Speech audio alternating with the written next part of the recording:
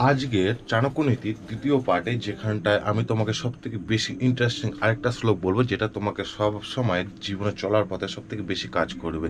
কি শ্লোক সেটা পড়ে শোনাচ্ছি, সব থেকে বেশি তোমার কাজে লাগতে পারে। ন চ পশ্যন্তি জন্মান্ধ কামান্ধ নৈব পশ্যন্তি গর্ভান্ধ ন পশ্যন্তি অর্থদশং ন পশ্যন্তি। এটা চাণক্য শ্লোকের 21 নম্বর সূত্র, কিন্তু এটা সংস্কৃততে। এবার তোমাকে এটাকে ভেঙে বোঝাচ্ছি যে এটা জন্মান্ধর ব্যাপারে।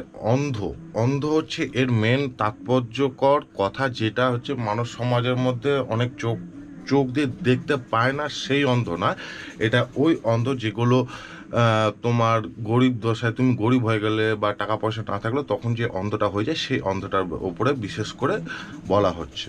তা এখানটায় এই শ্লোকটার মানে বুঝে নাও। এই শ্লোকটা সবসময় জীবনে চলার পথে তোমার সব থেকে বেশি কাজে লাগবে। আর যদি এই ভিডিওটাকে ভালো লাগে তাহলে লাইক শেয়ার সাবস্ক্রাইব করে নিও, নিজের বন্ধুর মধ্যে শেয়ার করে নিও, তারাও তাদের যাতে এই শ্লোকটাকে মনে মনে রেখে মানুষের লোক ও মাঝখানটা সমাজে যাতে চলতে পারে সেরকম ব্যবস্থা করে দিচ্ছি। যে জন্মান্ধ সে দেখতে পায় না, যে কামান্ধ, কামান্ধ বুঝতে পারছো তো, সেক্স মানে লেডিসের ওপর আকৃষ্ট, তারা শুধু মেয়ে ছেলে দেখতে পায়, আর যে দুনিয়ায় কিছু দেখতে পায় না, শুধু মেয়ে ছেলে দেখতে পায়, সেগুলো হচ্ছে কামান্ধ। গর্ভোন্মুক্ত ব্যক্তি, ধরো টাকা পয়সা আছে বা পয়সা কড়ি আছে, বাপের পয়সা কড়ি আছে, তা একটা আলাদা অ্যাটিটিউড। বাংলা অর্থ এখনকার চলতি ভাষার অর্থ হচ্ছে তার অ্যাটিটিউড, মানে পয়সার অহংকার আছে, তাদেরকে গর্ভ উন্মুক্ত ব্যক্তি বলে।